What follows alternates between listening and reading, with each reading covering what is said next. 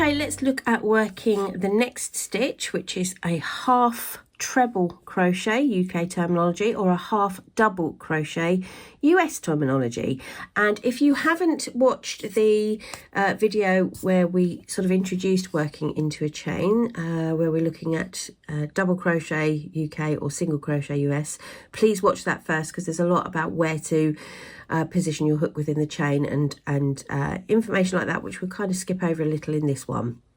So this stitch is slightly different, and the taller stitches are all going to be made in a very similar way to this, in that we start with 2 loops on our hook, and the way we're going to do that is by putting our yarn around our hook.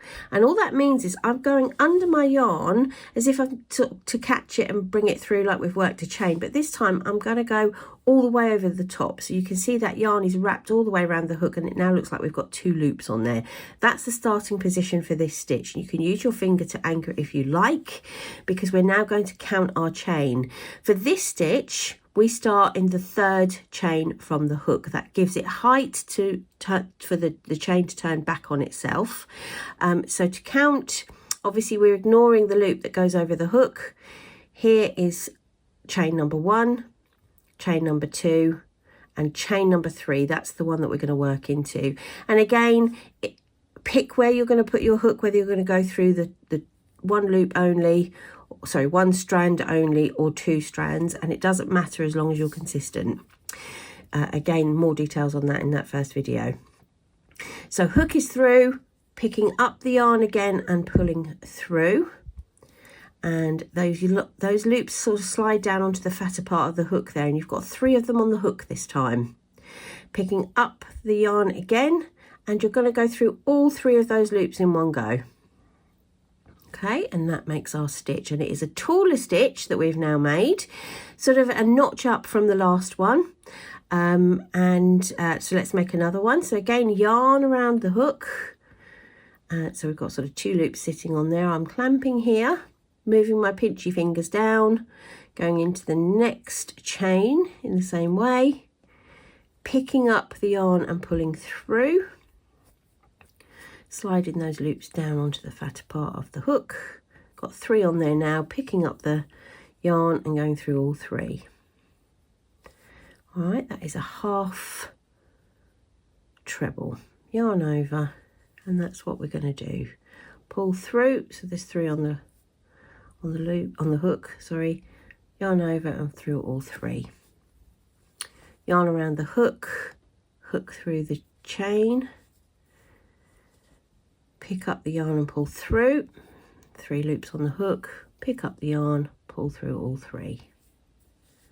One more time, yarn around the hook, hook into the chain, the next chain along, pick up the yarn, pull through, pick up the yarn, pull through all 3. All right, so I'll do that to the end.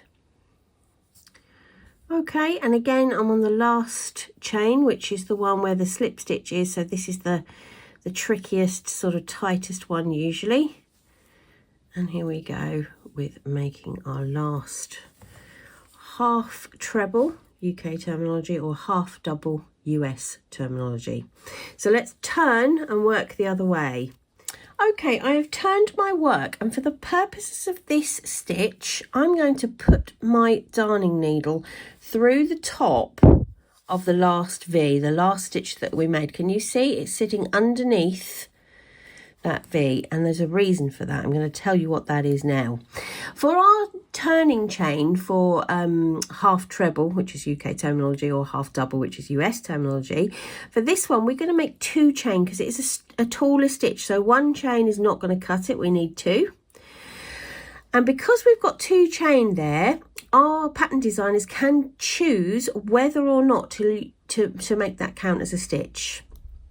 Now, don't worry about that, because you will be told very clearly in your pattern whether we are counting that as a stitch or whether we are not counting it as a stitch.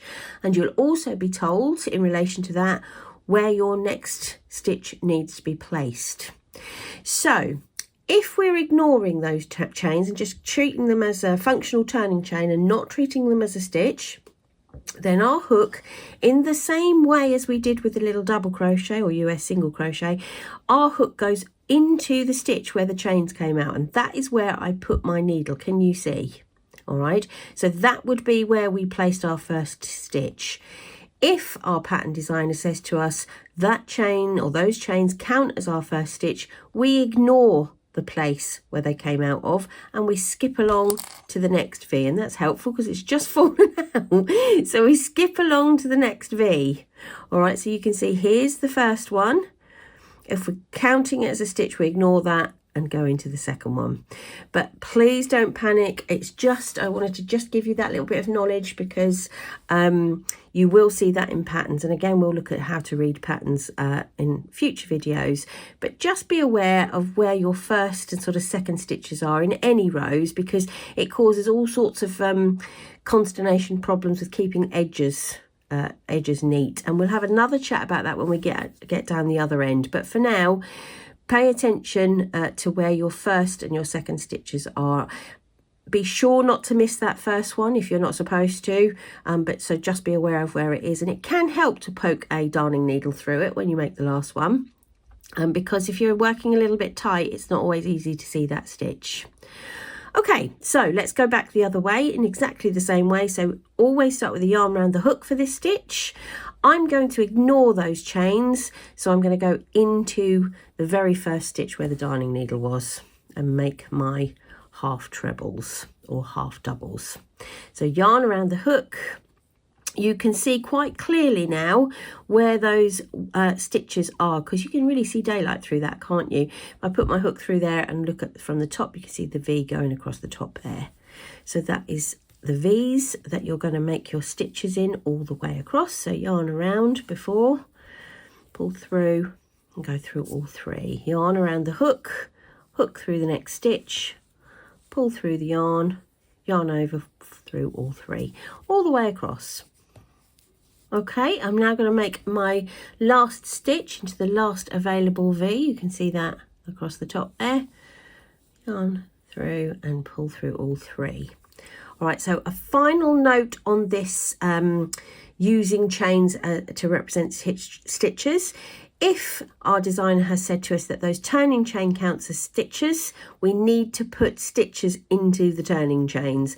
So we've got a turning chain here. It's what we started with. If you remember, we started our stitches in the third chain from the hook. We've got 2 unused chains there. So if that counts as a stitch, let's pretend that's the scenario, we've got to put a stitch in there. So yarn around the hook in the normal way. And all I will do there is just put my hook through the chain in the normal way. The second chain in the normal way and make a stitch. So that sort of transforms that little end turning chain, that transforms it into a stitch by putting one into the top of it.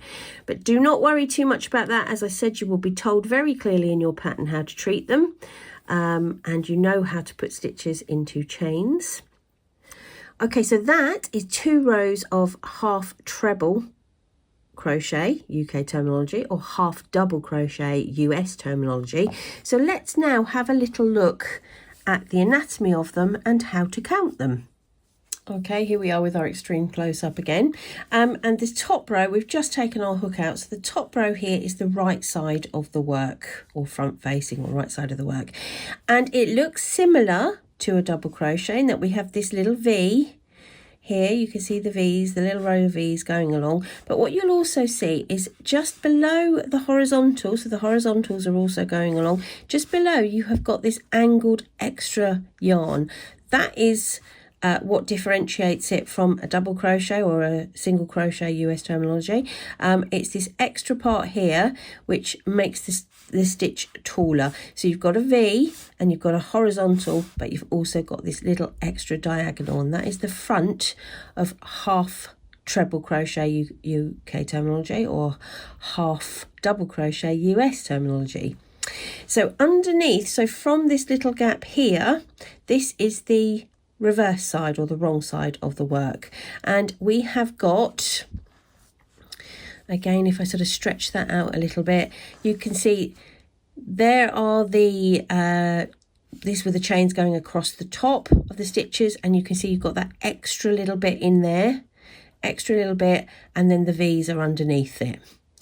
All right, so you've kind of got two bits at the top and the little legs underneath. So that is the front and back of half treble, half double crochets. And again, the way you can count those is in the same way you can count the V's across the top. All right, so if you haven't looked at double crochet video, please do that, because we do go into those things in a little bit more detail, but you can count the V's across the top to count the stitches. Okay, so that was half treble crochet UK terminology, or half double crochet US terminology.